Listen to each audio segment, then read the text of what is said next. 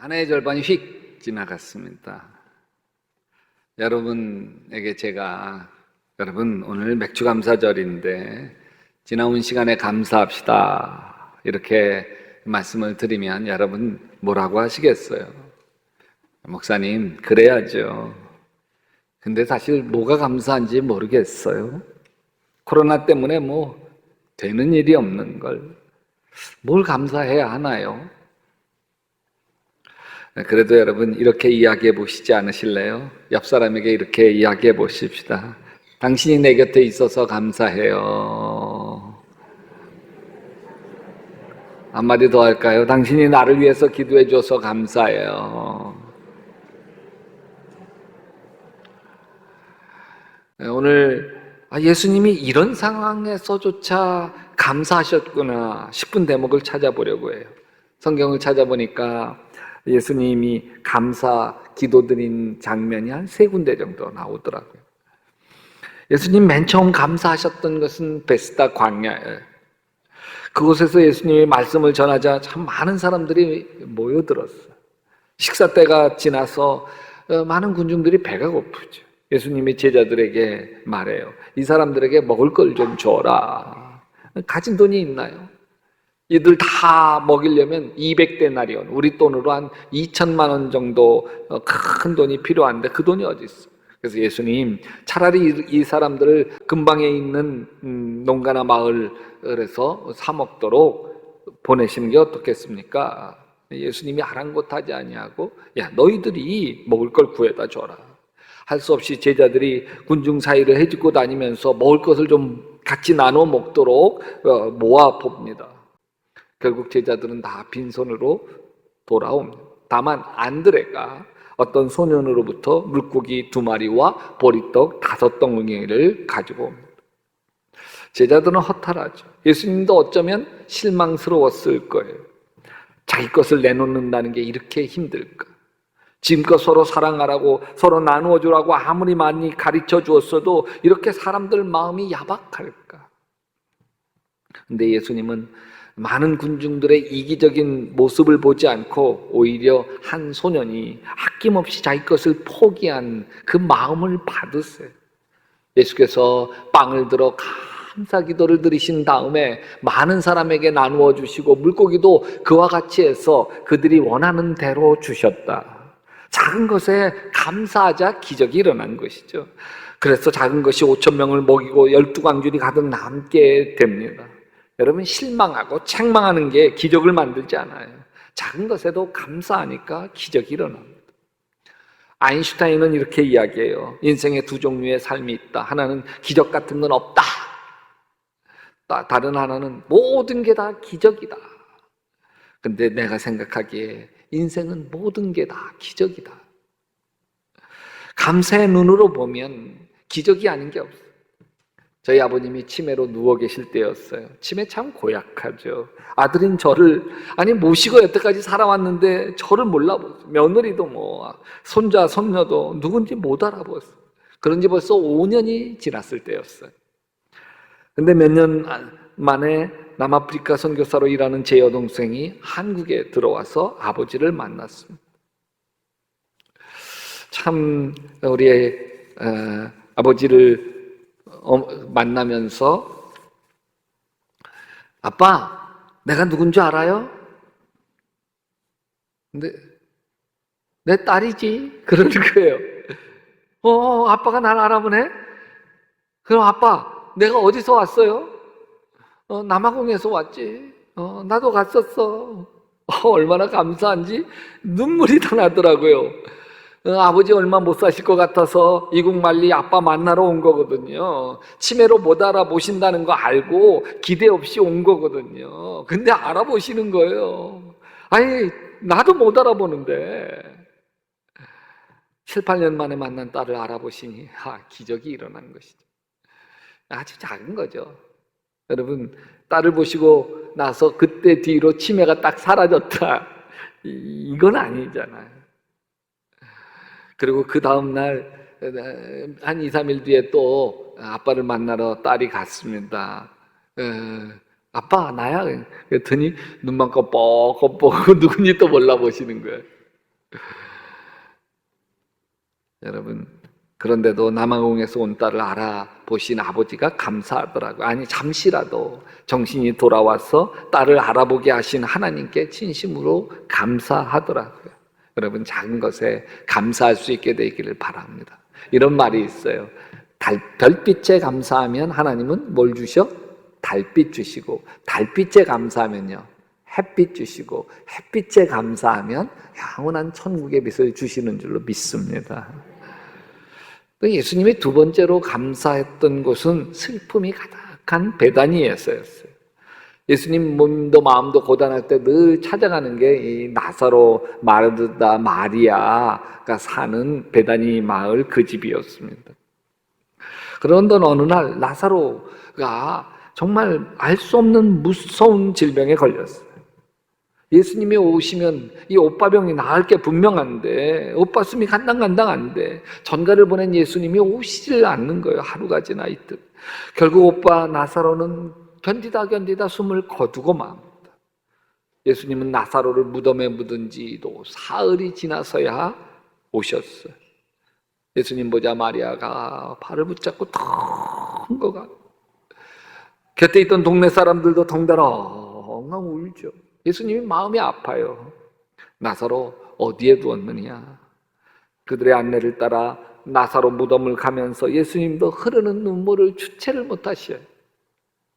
나사로 무덤 앞에서 예수님이 하늘을 우러러 기도하십니다. 아버지, 내 말을 들어주신 것을 감사드립니다. 뭐 한 거예요? 감사한 거예요. 슬픔 속에 감사한 거예요. 그리고 큰 소리로 외칩니다. 나사로야, 나오너라. 그러자 죽은 나사로가 살아서 나온 거죠. 슬픔과 절망 가운데서 예수님이 택하신 것은 감사였습니다. 살리고 나서 감사기도한 게 아니에요. 살아날 기미가 전혀 보이지 않는 그 순간, 예수님도 나사로의 죽음이 너무 안타깝고 슬퍼서 눈물만 나는 그 순간, 예수님은 하나님 감사하다고, 지금까지 내 말 들어주신 것에 감사하다고 감사기도를 드린 거예요. 미국의 다이빙 선수인 조니 에릭슨이라는 아름다운 소녀가 있었어요. 어느 날 고난도 다이빙 훈련을 하면서 이 띰들판을 딱 달려와서 텅 뛰고 이렇게 입수를 하잖아요. 이 텅 뛰고 막 회전하면서 입수하는데 그냥 그 띰들판에 머리를 박았고 말아요. 체중이 실려서 띰들판 텅 튀어 올라오는 것에 머리를 받으니까 거꾸러지면서 목뼈가 부러져 전신마비가 되고 말아요. 소녀가 손가락 하나 까딱할 수 없어.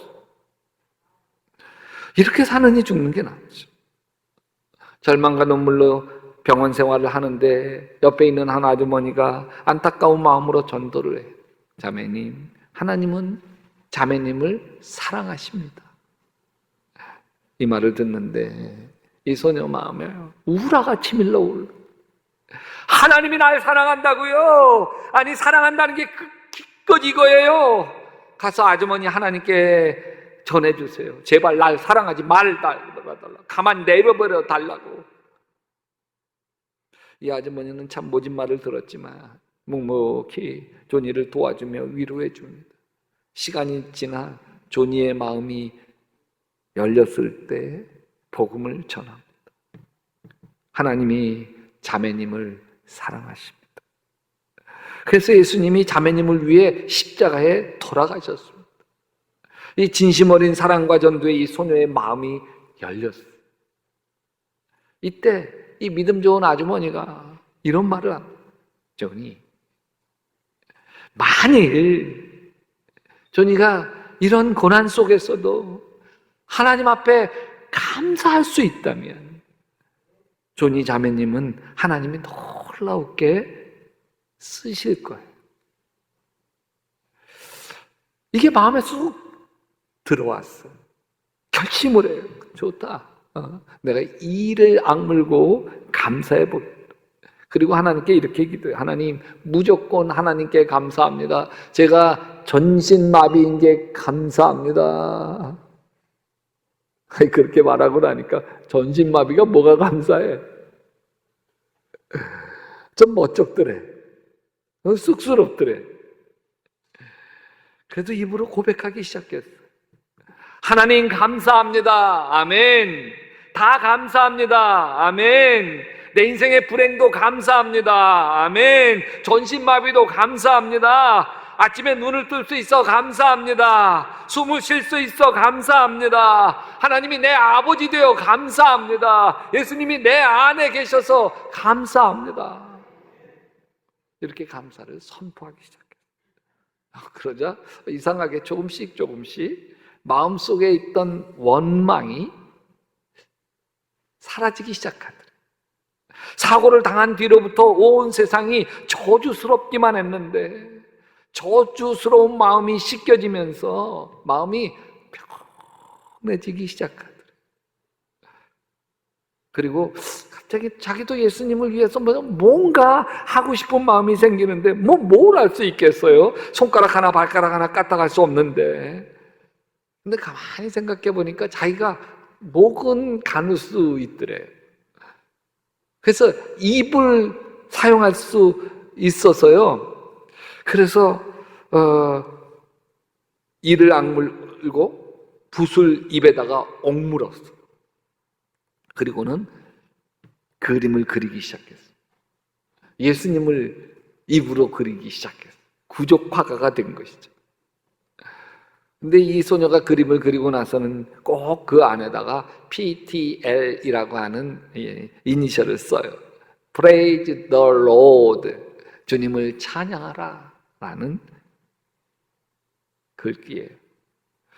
근데 그녀가 사용하는 붓이 젤라라고 하는 미술 도구를 만드는 회사 제품인데 우연히 그 소문이 그 회사 사장 귀에 들어갔어요. 절망 속에 빠진 한 소녀가 자기 회사의 붓을 입에 물고 그림을 그리고 있다니 얼마나 감동적이에요. 그래서 이 회사 사장님이 소녀를 만나 그림 그리는 모습을 보는데 마음에 쨍한 감동이 밀려오는 거예요. 존이 입으로 그림 그리는 모습을 보니 마음이 참 뭉클하네요. 저희 회사 평생 명예직원으로 채용하겠습니다. 출근 안 하셔도 그냥 명예직원이니까 일 안 하고 그냥 직원이에요. 그래서 평생 매달 꼬박꼬박 월급을 지급하겠습니다. 직원이니까요. 사장이 그렇게 약속했어요. 조니 에릭슨은 이제 평생 먹을 게 해결되었어요. 뿐만 아닙니다. 이 회사가 광고를 낼 때마다 이 소녀가 붓을 물고 그림을 그리는 장면을 집어넣었는데 그 광고 덕분에 막 물건이 날개 다친 듯 팔려가기 시작했어요. 한 소녀가 감사할 수 없는 조건에서 감사해 보기로 작정한 것. 마음에서 우러난 감사 아니에요. 감사하면 하나님이 놀라운 일이 일어나게 하신다는 걸 믿고 무조건 감사하기 시작한 거예요. 물론 그렇다고 해서 막 감사를 했다고 전신마비가 풀려서 벌떡 일어나서 막 뛰어다니고 달려다니고 아니에요.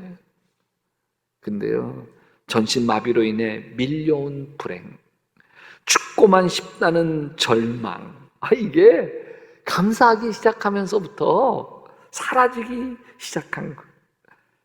그리고 그녀의 삶이 다른 사람 마음에 감동을 일으키기 시작한 거죠. 뭐 때문에? 감사 때문에. 예수님이 세 번째로 하나님께 감사 기도를 드린 자리는 좀 뜻밖의 십자가에 처형되어지는 것 앞두고예요.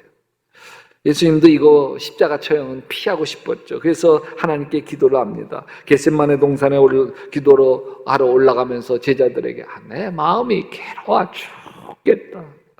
너희는 여기 머무르며 나와 함께 깨어 있으라. 이렇게 괴로운 순간 바로 그날 밤에 제자들과 마지막 유월절 만찬을 해요. 이 밤이 지나면 십자가 처형돼야 합니다. 자신의 몸이 찢어지고 자신의 피 다 쏟아내야 합니다. 이것을 성만찬으로 제자들에게 미리 보여줍니다. 떡을 뚝 떼면서 이건 내 살이다. 포도주를 부어주면서 이건 내가 흘린 피다. 눈물겨운 이야기. 이 이야기를 복음서는 이렇게 기록하고 있습니다. 또 잔을 가지시고 뭐하고? 감사기도 하시고 그들에게 주시며 이르시되 너희가 다 이것을 마시라. 감사기도 한 거예요. 온몸이 찢겨지고 피를 다 쏟으시는 십자가 고통 앞에서 감사기도를 한 거예요. 자신이 겪는 고난을 감사로 받아들이기 시작한 거예요. 누가? 예수님이. 저는 강원도 원주고등학교를 나왔습니다. 제 모교인 원주고등학교 선배님 중에 국어 선생님이 되신 분이 있어요. 아내와 두 아이를 낳고 알콩달콩 살던 중에 아내가 그만 암으로 세상을 떠납니다. 그런 와중에 전국 교직원 노동조합을 만드는 데 참여했다가 그만 학교에서는 해직이 되고 감옥에 들어가요. 감옥에 잡혀 들어가면서도 두 아이가 걱정이죠. 엄마는 죽고 없고 아빠마저도 감옥에 들어 있으니 두 아이 어쩌면 좋습니까? 그 속상한 마음을 감옥에서 노트에 적습니다. 그 감옥 안에서 감옥의 벽에 십자가를 새겨놓고 시 자체가 감옥벽에 십자가를 새겨놓고라는 시예요. 감옥벽에 십자가를 새겨놓고 비겐 일요일 아침 주님께 기도 드립니다. 엄마도 없고 아빠마저 빼앗긴 저의 두 아이들 주님께서 돌보아 주십사 하고 기도드립니다. 밤비에 젖은 얼굴을 털며 일어서는 무궁화 꽃처럼 저희 아이들이 자라게 해 주십시오. 구름 거친 하늘의 작은 햇빛에도 들풀이 자라듯 아이들이 당신 사랑으로 자라게 해 주십시오. 좋은 옷 만난 음식이 아니라 그냥 아빠의 손 잡고 사과나무 과수원 뒷 언덕까지만 갔다 오는 게 소원인 내 두 아이들. 장독대 밑에서 감나무 밑까지 자전거만 밀어줘도 진종일 신이 나는 내 아이들 곁에 주님, 저는 갈 수가 없습니다. 참 가슴 아픈 시죠. 감옥에 나와서 10년 동안 가난과 해직교사라는 고통스러운 날을 보내야만 했습니다. 10년 만에 복직이 돼 중학교 선생님으로 교단에 섭니다. 그간 아이들을 가르치고 싶었던 아주 목마른 교육 열정을 다 쏟아부어 가르칩니다. 그것도 잠시뿐이었습니다. 4년쯤 지난 뒤에 몸에 이상이 왔습니다. 아무 데서나 그냥 거꾸러지는 거예요. 병원에서 진단해 보니까 자율신경실조증이라는 불치병이에요.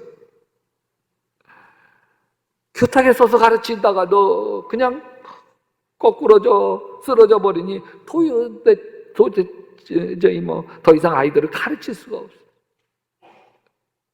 이 선배님은 이렇게 고백합니다. 저는 천천히 추락하고 있었습니다. 많은 것들로부터 떠나야 했습니다. 그리고 관계하던 모든 일에서 손을 놓아야 했습니다. 이분은 해직교사 시절 하나님을 의지하며 살았습니다. 이분이 힘들고 지칠 때마다 하나님은 힘과 활기를 주셨습니다. 그러나 지금 하나님은 이분에게 병과 쇠락을 주셨습니다. 예전에 하나님은 수많은 문제를 헤쳐나갈 수 있는 용기를 주셨는데 이제는 무기력함과 단절을 가져다 주셨습니다. 몸이 말을 듣지 않고 픽픽 쓰러지고 늘 위안과 지혜와 용기를 주셨던 하나님이 도대체 왜 나를 이렇게 만드신 것일까? 왜 이렇게 버리시는 걸까?